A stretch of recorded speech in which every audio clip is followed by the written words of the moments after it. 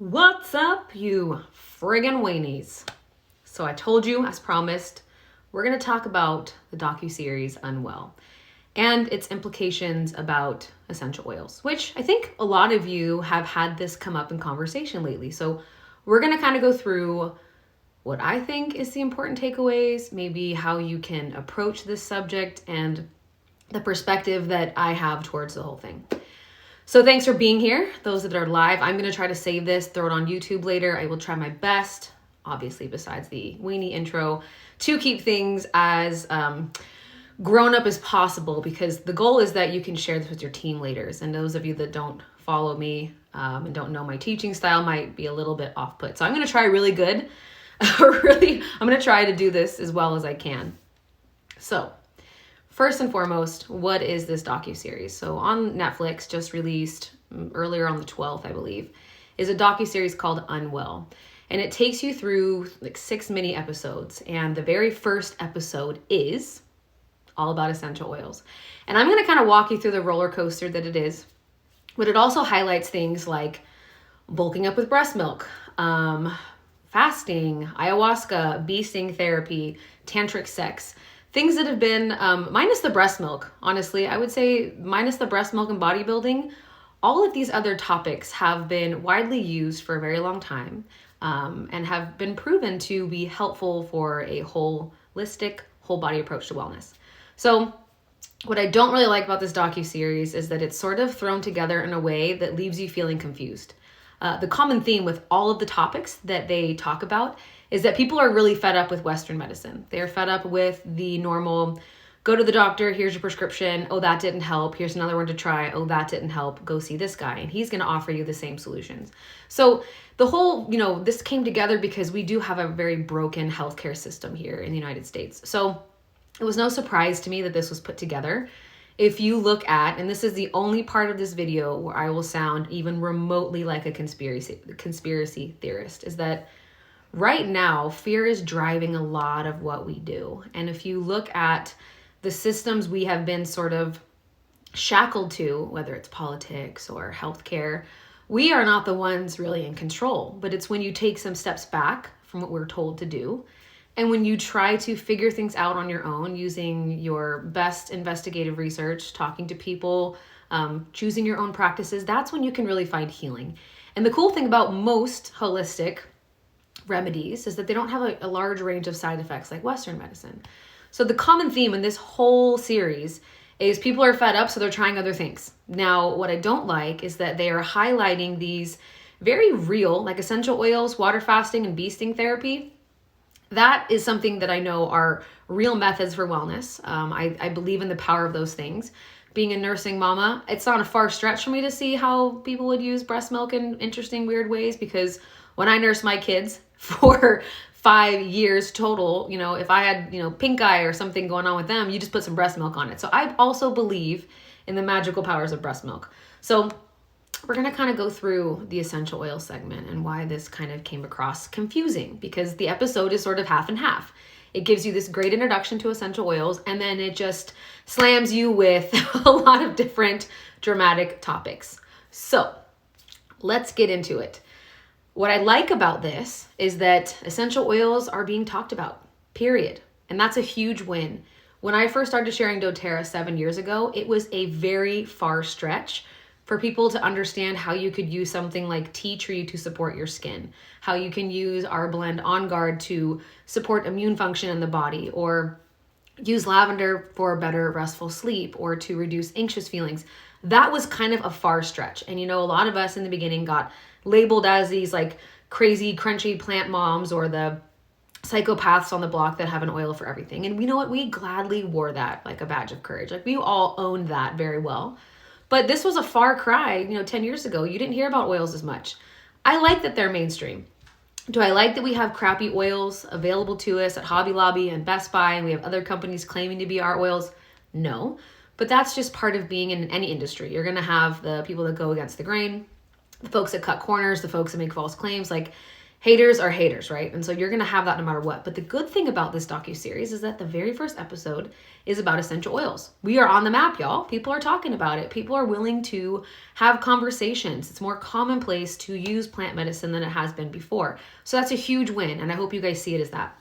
The second thing is that if you have been sharing essential oils for a long time, like me, this puts oils in a perspective that maybe you couldn't do. So the moms or the friends that you have or the people that you have been trying to help or sample to or provide some oil support to that have been resistant and have declined, they're now going to be a little bit more open to the idea.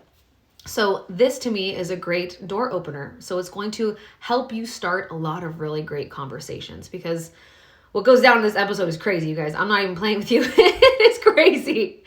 So I like that. And then the other thing I like is that there's some really powerful testimonials. It shows how essential oils are used in a hospital setting, used before and after surgery protocols to support feelings in the body, not just physically, how they've been used to help people on the spectrum, that unique one-on-one relationship that wellness advocates have with the people they're trying to help. It's all very customized. I don't have a one-size-fits-all anything. So I like that when the mom who was just desperate for something brought her daughter to a woman's home and they took care of her needs individually. That's what we do. And I love that that was highlight, okay? So these are the things that I like about Unwell and that we're on the map. Like, I like that oils are being talked about. Here's where it kind of turns into a shit show. And I think you guys know where I'm talking about. So this is an essential oil emotional roller coaster. The way that this was put together, I feel, was really driven to do a different thing than to sort of inform or warn people of the dangers of these natural therapies. This was just really a mismatch of confusing information that was picked and pulled to portray oils the way that they wanted. So let's just kind of go through how this episode unfolds very quickly. And I took some time to map this out. So the first part, we are introduced to some really amazing essential oil educators who are using essential oils in a hospital setting and then one-on-one with their individual clients and people that are needing help through oils. So these are some really powerful testimonies. We're seeing them used clinically. We're seeing how essential oils are more commonplace. There's less scariness attached to it, less of the hippy-dippy voodoo sort of like, just naysayers kind of thing. Like, we're getting some positive recognition. And the people that were using the essential oils had their aromatherapist certification. They were educated. They cared about it. They highlight chiropractors who donated hundreds and hundreds of hours and resources into educating anybody online about essential oils. So to me, this is where they started to play up the power of essential oils correctly. They really had some great, interesting people who had a lot to say and some powerful testimonies. And so then, as this is unfolding, and this is where you need to be careful of the information you're consuming, they start to show Doterra bottles, Young Living bottles, random oil bottles all throughout. There's just little flashes of Doterra products, and they're not even talking about Doterra yet. And so this is where they start to set you up, I feel like, to be manipulated. And so then in comes Doterra. And we have one of our diamond leaders, Allison, and you can look her up on Facebook and maybe even on Instagram. She's a diamond leader with a huge organization. And what she did is that she really, in the beginning, and I believe that she probably did not intend to participate in something that was going to have this overall feeling to it. And they showed her beautiful home. They showed the power of gathering and what a class can look like. But where she messed up, and this is where Doterra even agrees and has, put out their statement to the other diamond leaders about this, is that she spoke non-compliantly. And that's a rookie move. If you were going to have a camera crew come to your house to put you into a Netflix docuseries talking about essential oils non-compliantly and going against company policy, because the standpoint is this: essential oils do not cure, treat, or prevent disease. Essential oils support the body naturally. So when you talk about them, you have to use that kind of language. To make claims online or to use hashtags, you're doing it wrong. So one thing that's really come up a lot, and it really jeopardizes all of our access to essential oils, is that when you make these non-compliant claims, you're basically sending out an SOS signal to the FDA to come after us. And if our essential oils are taken from us because people can't speak about them responsibly, that affects everyone. And that's something I'm really passionate about. You'll never see me on here posting anything hashtag COVID. You won't see me making any medical claims. I am just talking about supportive information about essential oils and how you can use them to create better wellness in the body. Now, what she did in this docuseries is she started dropping cancer bombs. She started talking about things that were ailments that were non-compliant. And that's where they start to hook you into, okay, maybe these essential oil people are crazy. Because now you have this woman who has this beautiful house, and she's talking about curing cancer with essential oils, and she's using Doterra.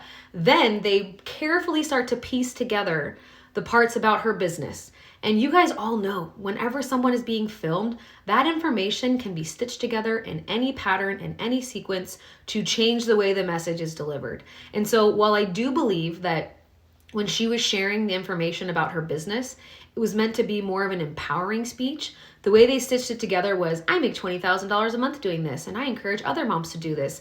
And then let's show her on a builder call where her person's like, I just don't think I can manage 14 enrollments a month. Now, I will bet anything that conversation was about Diamond Club or some program. That's not an average conversation any upline has with a builder, at least not in my organization. When nobody that I know demands 14 enrollments a month out of a builder, especially right now. So I feel like her conversations were manipulated to try to paint this picture that these essential oil educators are just trying to get your money and they're just trying to make you work hard for them. This sets up the picture of the MLM sort of propaganda, the like typical satire about how, network marketing is, just only one person benefits. So Doterra was the bridge for that conversation to start to talk about money, okay? And so this is the part that Doterra was featured, was these non-compliant claims. And it wasn't even Doterra as a company, and that's what you need to also stay very steadfast in. This was just one wellness advocate talking about her experiences, having a class in her home, and talking about her business, okay? So that is not a company position. That is an individual. But because of that, it groups us into the rest of the nonsense. So if you start to go through the rest of this episode after Doterra has its feature, then it starts to get a little weird. Then it starts to show you that these people gather in the thousands, and they show you the arenas and the packed people and the crying. It looks like a freaking Beatles concert. There's pyrotechnics. And then we all know, and this is where I'm going to tangent a little bit and try to keep my shit together, because what they're focusing on is the way Young Living does things. And you guys know that I would never get on here and bash another company, but what I won't do is have us be grouped into that, because that is not who we are as a company or as wellness advocates. So as you guys all know, Gary Young is a crazy person. Rest in peace, like no disrespect to him or his family, but he comes down on a body harness flying out of the sky, being pulled by dog sleds in Corvettes and fancy cars. He dresses like he's a ringmaster. His conventions to me look like a circus. What's the Doterra difference? Our executives are dressed in suits. We focus on the science. We focus on the education. We focus on the purity. We focus on co-impact sourcing. We focus on our partnerships. We focus on our community. We don't need pyrotechnics or AC/DC guitar riffs or like dog sleds or explosions or any of that crap, because we stand alone on integrity. And so by starting to paint Gary Vee as this sort of like narcissistic, crazy person, it paints this very eclectic view of what the essential oil industry really is. It's a bunch of crazy people. And, they brought up the fact that he lost a child during a water birth to make him seem less credible. If you can make this huge powerhouse of a company seem less credible, then by just association, you can try to knock Doterra down too. But everybody knows there's a difference. Our company is different than Young Living. That's why we are number one. That's why we are the leader. That's why we have no purity issues. That's why we don't get busted in court. That's why nobody sues us. And so this is where the excitement and the craziness about essential oils starts to heavily sway to Young Living. And then introduce the compensation plan. And now let's start to dig at what MLMs really do and how they take advantage of poor housewives or homemakers. And it teaches them that they need to buy $4,000 of product in a year. Woman, let me tell you something about that. If you're buying a couple $100 worth of Doterra stuff or Young Living stuff, you are taking care of your family. You're not just buying product to sit on yourself. I have extra stuff because I give a lot of things away. I have a huge, growing, thriving team. I have to do that as part of my leadership. Nobody on my team is ever requested or required to purchase things that they don't actually need and that they're not actually using. And so I find that to be very insulting to have this one person talk about how they felt pressured from their upline to buy. They weren't making any money. And so it starts to this Young Living lawsuit about how Young Living distributors feel like the compensation plan is skewed and that they're being mistreated and that That's an upline issue. And our compensation plan, if you know anything about our company, is different than Young Living's. We actually have one of the best compensation plans. Even our own executives have a cap on what they can make because they care about the legacy of Doterra and not just a few get rich quick people. When you look at the structure, and this is what they talked about, in a company with millions of users in Young Living, only like 46 have made it to their highest rank. If you look at Doterra, we are living the model of that there is no scarcity and that if you reach the top, you can continue to do again. That's why we have double presidential diamonds and triple blue diamonds, and we have founders. We've got diamonds every month exploding. We've got lots of high paying ranks. We've got lots of people. There's over 400 and something people in our blue and presidential diamond group because people are doing this and having success. And so what I want you to understand is that because what they're trying to do, and I'm going to try not to sound like a crazy person when I wrap this whole thing up, is that they really wanted to paint a picture that not only are you being sold something that is only benefiting one person, it's a jagged system, it's a kind of a lunatic community, and this is sort of the nonsense you're going to have to deal with if you say yes to essential oils. And I don't like that part. I think that not everyone is as fanatical as that. Not everybody has that viewpoint. Not everybody even has that goal. Like my goal is to just help people now. Maybe 3 years ago I had more of that hustle mentality where I wanted to climb in ranks and I was really focused on recognition, but now I'm very aligned with what I'm doing, but I haven't stopped what I'm doing, and that's a key point. So after they've painted oils out to be a cult vibe, after they've painted it to be this broken monetary system where people are getting taken advantage of and losing thousands and thousands of dollars, even after all that, the final slap, the final scare tactic is this woman who, and I'm sorry if you know her or if you're watching this, like shame on you, dude. Like for real, you are using essential oils in outrageous amounts, up to 7 times a day internally. You didn't ask questions. I know nobody in Doterra would ever recommend that. Nobody on God's green earth would ever recommend that you take 20 plus drops 7 times a day to help you with your detox. No one would recommend that ever. And so the fact that she doesn't talk about the brand of oils is a little bit, conspicuous to me. And then the second part too is that you can't blanket your outrageous misuse of essential oils and apply it to the rest of essential oilers, people that are doing this correctly, who actually care to research, who maybe want to question, if I signed up with Doterra, even if it was Doterra, right? Hypothetical. If I signed up with Doterra and the woman that enrolled me was like, you know what you need to do? You need to make these capsules with 20 drops each and take them every day, put them in all of your drinks. You just need to be ingesting like 150 drops of oils every single day. I would be like, you are out of your mind. Show me the proof. Show me the research. Show me where this makes sense. Because if anyone has an understanding of essential oils, these are volatile plant chemicals. They are highly, highly concentrated. The whole idea behind essential oils is that less is more. You don't need a lot to facilitate a giant change in the body. So the fact that this woman had no common sense to question what she was being told by equally another crazy person is a little bit of a red flag for me. Please don't use this one woman's horrendous, terrible experience and her lack of common sense or questioning or research on your own potential use of essential oils. What that was for me, that final piece of this episode was like, okay, so we have already scared them away from essential oils. We are now warning them that they're lurking in the hospitals and they're lurking all around and they're trying to help people on the spectrum. And these women are making crazy claims in their beautiful homes and their lavish MLM lifestyles, and they're all part of this oil cult. And if you join essential oils, you're gonna be taken advantage of and you're gonna lose all your money, and eventually they're gonna convince you to use them. And here's the final kicker: essential oils are bad for you, they're scary. And so the whole end of the episode was to scare people away from using essential oils, because they're like, hey, if you use them, you're gonna turn into this melting molten lava monster that this woman became, because she was doing this all wrong, completely wrong, ridiculously wrong. My 5-year-old, who is also kind of crazy, wouldn't even make those recommendations. So I have a really hard time with the way that this episode was set up. It was very calculated. It was very manipulative. It was very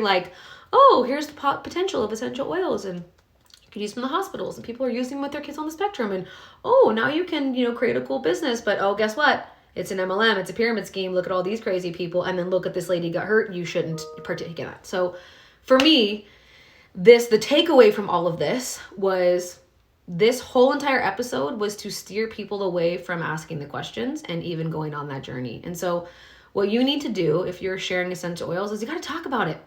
Have the conversations, because people are going to have questions. When something starts to catch fire or be trendy, it doesn't do you any good to sit back and let things unfold. If you've got something to say, like clearly I do today, then you need to jump on and talk about it, because everyone is going to have a thought about this, and it's your job to redirect it in a positive way. Now, I can't say that I represent an entire essential oil community, because I don't, but I do represent a company that not only stands alone when it comes to purity and integrity, but I know as an essential oil educator that I have a deep responsibility to take care of people safely and to educate them on the safe and practical, effective uses of essential oils. I am living the fact that this lifestyle works. I have offered this to thousands of families because I know it is powerful. And I think right now, what's being taken from us the most? Our power. And so this was just another part of the dialogue, another part of the 2020 shit show to try to scare people away from doing things that will actually help their wellness, that will make them more resilient and more empowered, and to give them more of a foundation to stand on. So I really hope you guys have a chance to watch it, and don't avoid that, because the more you know, the more you grow and the more you can help. And so my takeaway from all of this was, hell yes, essential oils are on the map, dude. We are like trending on Netflix. Essential oils are more than commonplace. They are a household name. Now, what this did is it illuminated the bad companies, the ones that are doing it wrong, the ones that are educating poorly, that don't have the same standards that we do, that don't have the community that Doterra does. And so it allows us to shine brighter. So do not be afraid by the things that are not serving our model for what we're doing. Step up and confront it head on and talk about it, because it's really not that scary. In fact, I kind of did giggle a little bit, and my friend Jen said it best, is that like essential oils are ruffling some feathers right now. So if it's being talked about in a negative way, chances are you're on the right track. It's not hard to kind of sniff out what needs to be illuminated and what doesn't. And so hopefully this has just given you a little bit more, ammunition to continue to share the way that you do, and to help people, and to be part of that change and building what, a world with freedom truly looks like, and using that in a conscious way. So anyways, that's my spiel. I'm going to try to save this. I hope you guys have a chance to watch it. And once I post it, you can let me know questions, and I'm happy to get back to you and help you answer some of the questions you're getting as well. So have a great day. I'll talk to you soon. Alrighty.